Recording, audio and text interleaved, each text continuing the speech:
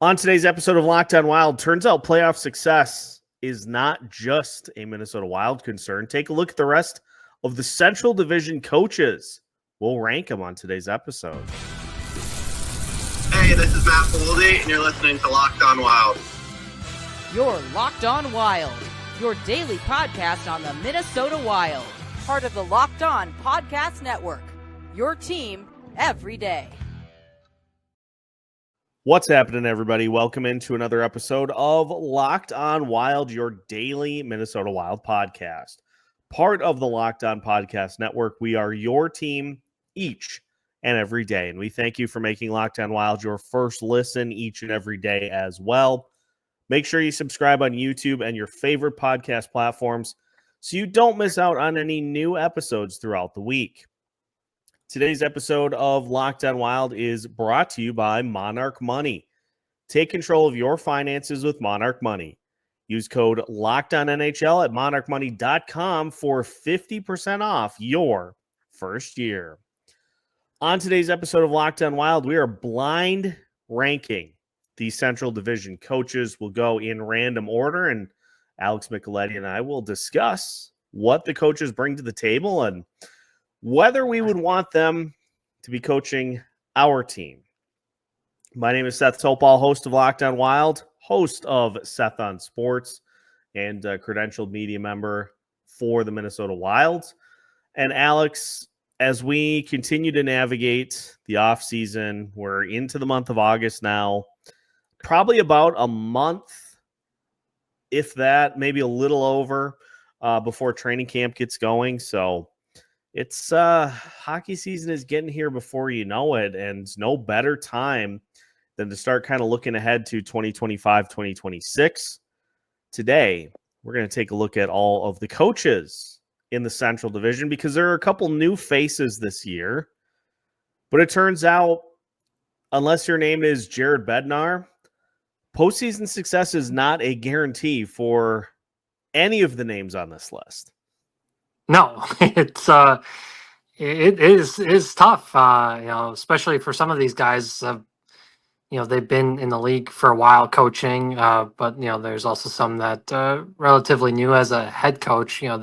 Some have been assistant coaches, but it's a grind to get to wins in playoff series.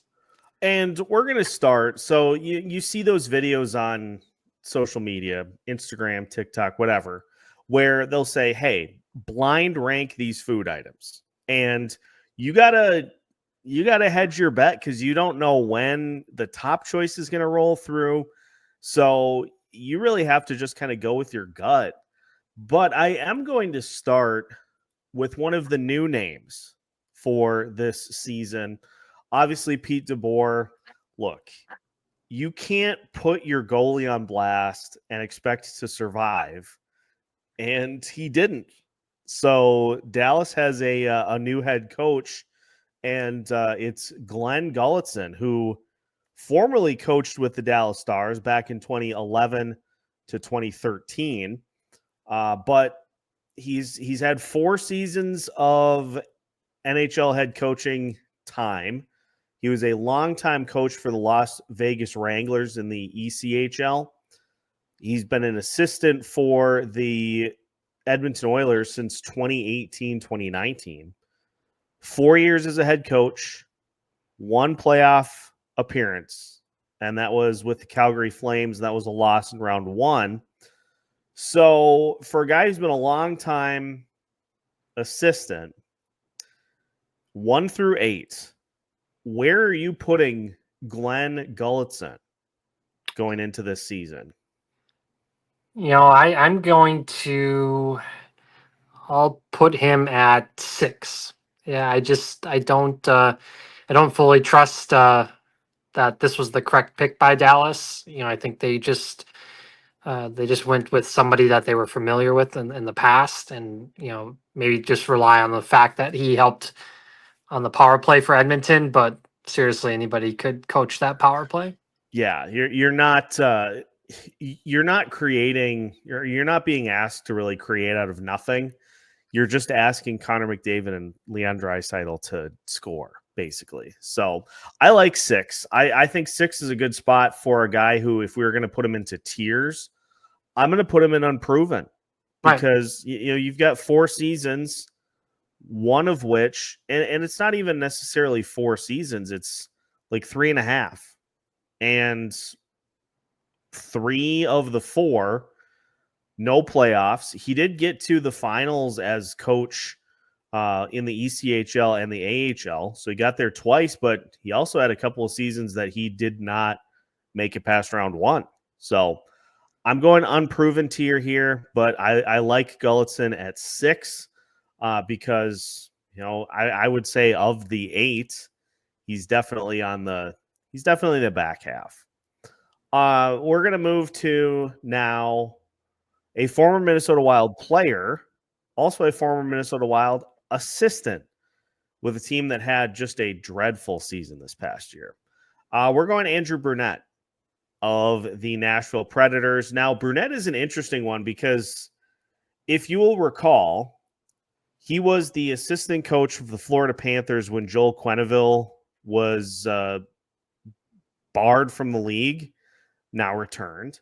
But he was the assistant, and so early on in that season, he ended up hopping in to kind of take over. And he led that Panthers team to a 51-18-6 record, but a bounce in round 2 after going, I think the Panthers that year were like 1 for 30 on the power play in the postseason. So he didn't get the head coaching job. That obviously went to Paul Maurice. Then it goes to the Devils for 1 season. And then to Nashville for the last couple. He had 1 really good season in Nashville. This past year was just hideous in Nashville.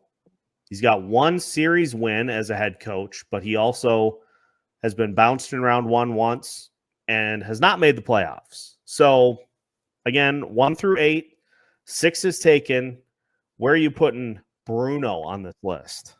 I'm really conflicted with this because I enjoyed watching him as a player for the Wild, and it just seems like there's a disconnect with him and the Nashville players. Hopefully for their sake they can turn it around. I'm going to go with 5 for Andrew Brunette. Yeah, I'm just conflicted right now with his direction. Especially with Nashville right now. Yeah, and there are a lot of warts on that roster, but right. I feel like Brunette is best served as an assistant. Like I always point to what that Devils team did when he was their top assistant. Like they won over 50 games. And you look at what happened to Florida after he left, there was a drop off. Now, to be fair, they have more than corrected that. But when thanks to Bill Zito. Never hurts to have a GM willing to make some moves. He goes to the Devils. After he leaves, the Devils have a massive drop off. So I think he's probably best suited as an assistant. He goes in the unproven tier as far as coaches go. Would I rather have him over Glenn Gulutzan? Absolutely, 100%. But you're talking the mushy middle here. So I think 5 is very fair for Andrew Brunette. So we've got Gulutzan at 6, Brunette at 5. We're going to go to one more here before we break. And this guy was a longtime coach in the QMJHL. He was an assistant coach for the Colorado Avalanche, then the head coach of the Ottawa 67s, and now Arizona Coyotes and the Utah Hockey Club. I'm talking about, of course, Andre Tourigny.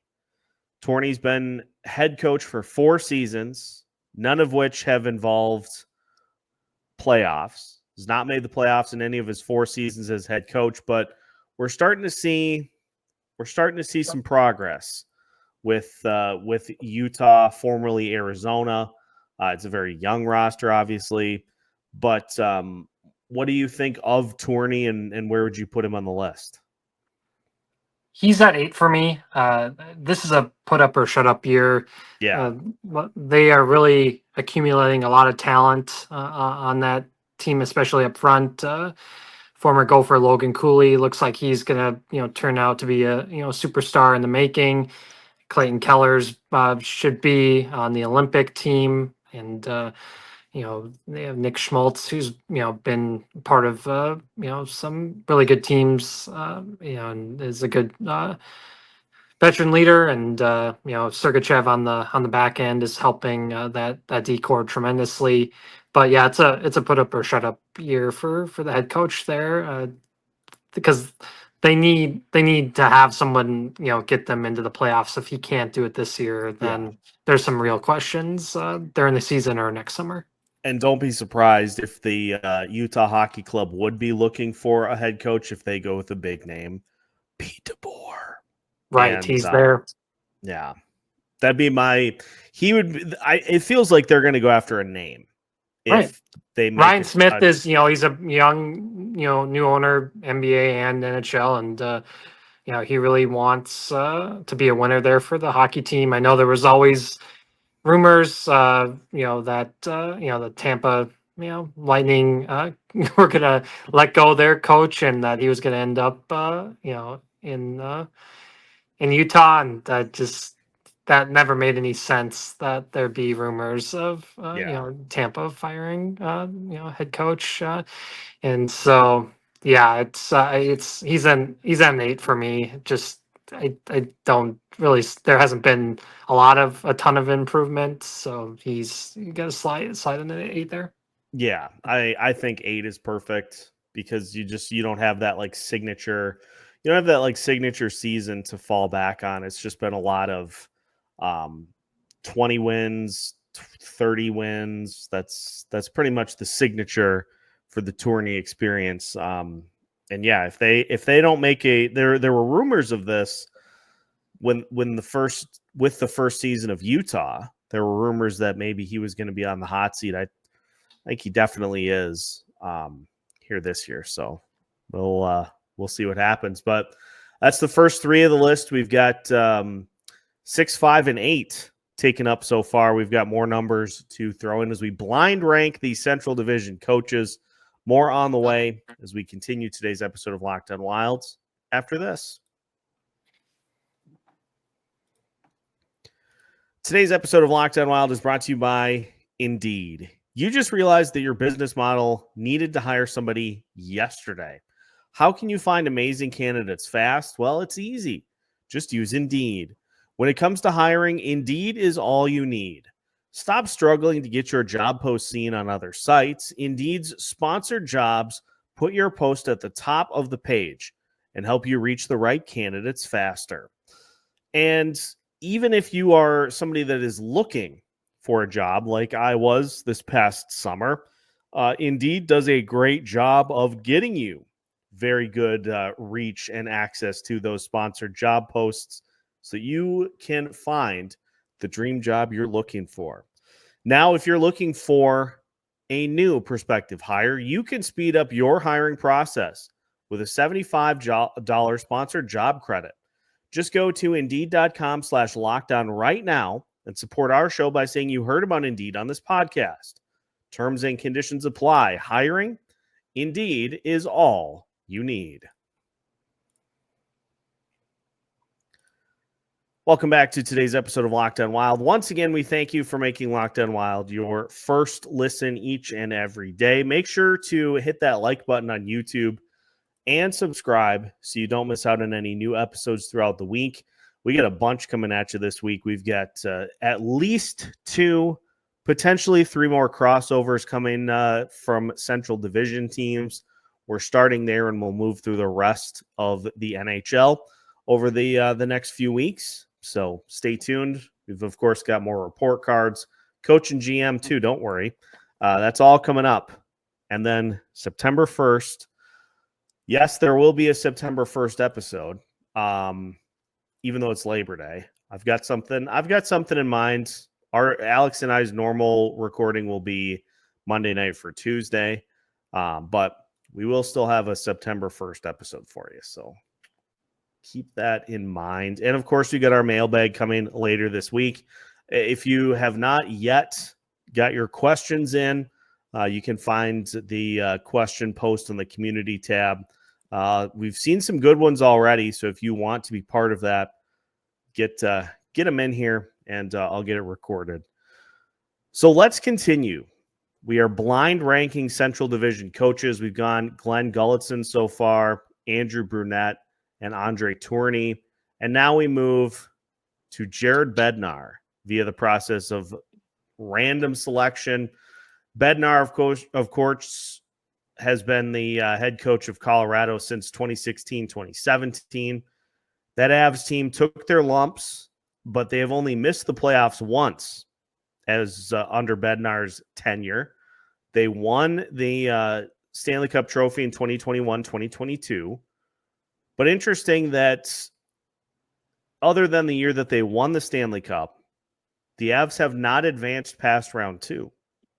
Just an interesting little nugget there. I'm pretty sure I know where you're going to go with this, Alex, but where would you put Bednar on this list? Yeah, I'm really high on Bednar. I'm gonna go with 2. I enjoy how he coaches, and to win the cup is huge, and I enjoy his interactions with the media, and he holds guys accountable on his team, and I just really enjoy the whole package from Bednar. Yeah, it feels like he has a definite pulse on his team, and the Avs have been a perennial threat every year that he's been a head coach, and they've just elevated the standard. That's the big thing that coaches look to do, is just elevate the standard. And the Avs, they took their lumps before he got there and the first season that he was there, but ever since they've been a perennial power. So I like that leaving the number 1 spot open. I'm intrigued to see who we end up with. Clearly, just saving it for John Hynes, but we'll see. Next name we're going to go with is the coach of the Winnipeg Jets, Scott Arniel, who guided the Jets to a 56-22-4 season, but a second-round exit. And that's the only season in which he's been a head coach that he has gotten to the playoffs. 2 years as a head coach for Columbus, but 2 years that did not involve a playoff appearance. And really, a top assistant under Rick Bowness, took over the Jets and to beat. Where are you putting Scott Arniel on this list? For me, it's 4. We don't have a ton from him. Kudos to them for the season that they had. So you can't have him too low on there. And good team. He's grinded his way to be a head coach again here, and there's still some more to prove, but I think he had a heck of a season. They had to deal with Mark Scheifele's father passing away in right before a game in the playoffs. I couldn't even imagine trying to coach that, and he handled that pretty gracefully, and helping Mark through that. And he gets kind of bashed by former players in the media, but I think he had a pretty good season, especially after taking over a legend, right? So we'll see if he can repeat this upcoming season. All right, we're going next. Then we'll break. We're going next to the hometown name, John Hynes. John Hynes next on our list. Obviously, this past season, the Wilds got to the playoffs, lost in round 1 in 6 games.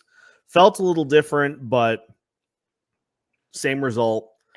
And John Hynes, so far in his coaching tenure, which goes all the way back to 2015, his teams have not made it out of round 1 in the postseason. His playoff record, not particularly good, but a guy who is not afraid to mix up the lineup during games. He makes some good. I like the tactical things that are done, but ultimately it comes down to winning playoff games and winning playoff series. So, where are you putting John Hynes on this list? Sorry, Wild fans. I am putting him at 7 for right now. It just, the playoffs.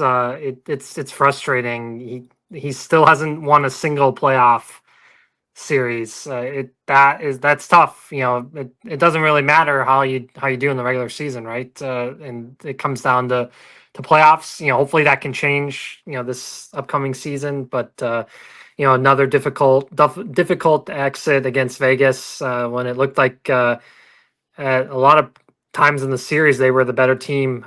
They just couldn't figure out those adjustments, and we saw. We saw Vegas talk about it, during press conferences. They were saying, they were shocked that, they didn't try to switch up, defense, a defensive line on, a checking line on Eichel. And that line dominated because the Wild really didn't make adjustments against that line. So that was kind of eye opening to hear that.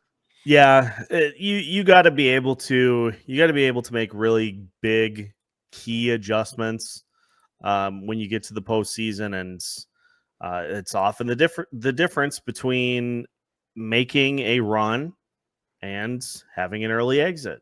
So it's going to be a big season for not only Bill Guerin but for John Hynes as well. At some point, we gotta get that playoff drought. Since 2015, we gotta get that drought snapped because it's just hideous. I don't want to even talk about it. So Hynes at 7. I support it though.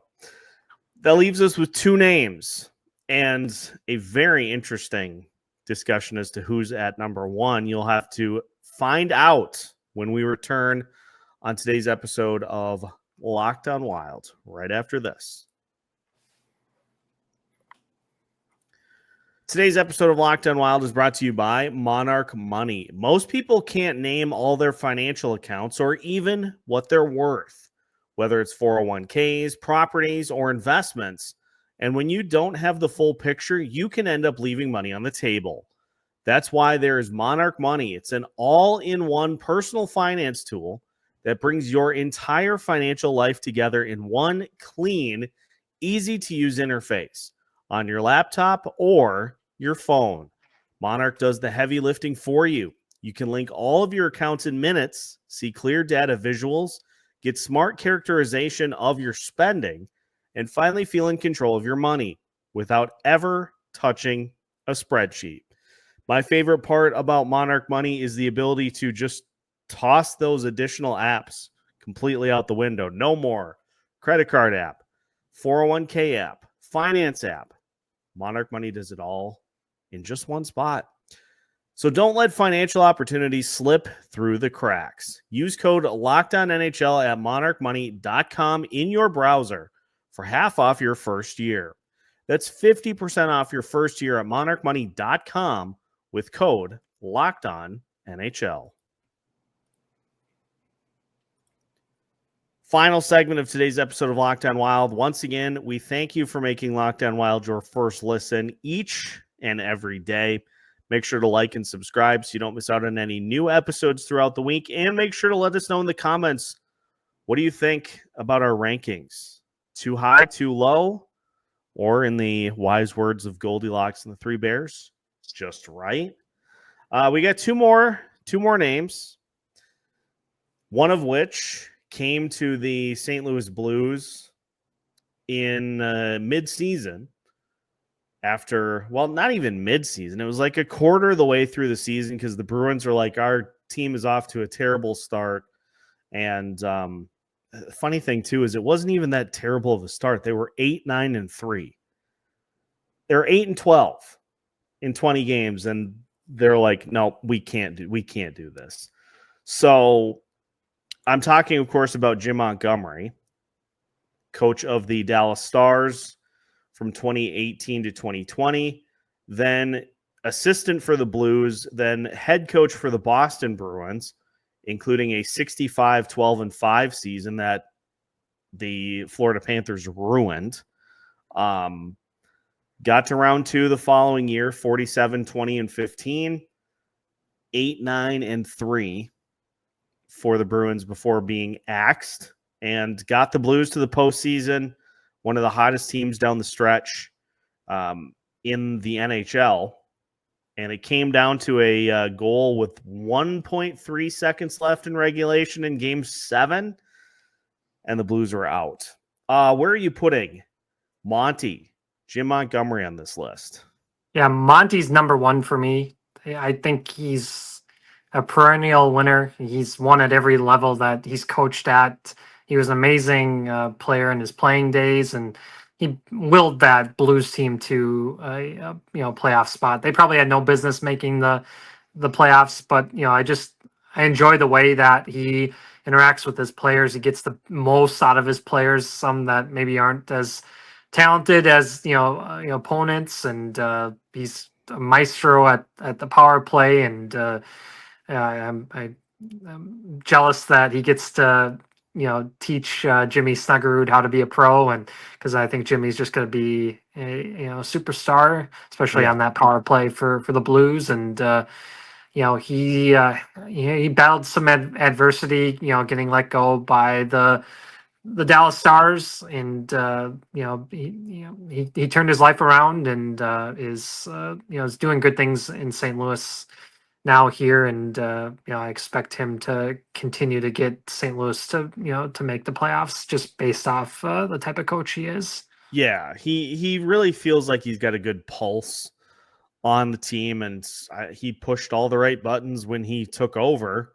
I say took over because the Blues had their expected to be coach for a while. They removed the interim tag, and then they're like, "Oh, just kidding.